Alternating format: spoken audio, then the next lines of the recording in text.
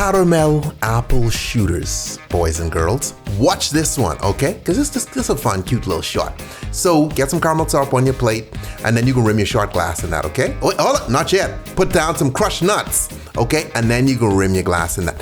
Try to get, like, if you really want to put some effort in, cut the nuts up even smaller, okay? So they don't have like big chunks on the side of the glass, because the smaller you make them, the better it is, all right?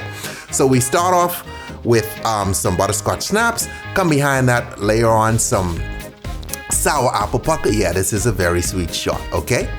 And then you cheers and you chug, and there you have it, okay? The caramel apple shooter. Nice, fun, cool shot, man. Little party shot. Like I say, it's on the sweeter side, but it's good to go. You're not gonna be chugging these all night, but it's cute and it matches your shoes or whatever you wear. I don't know what you wear, I'm just saying. Anyway, for all these shots, drinks, treats, everything, go check out tipsybartender.com and make sure, share it with your friends, all right? Stay tipsy, friends, stay tipsy.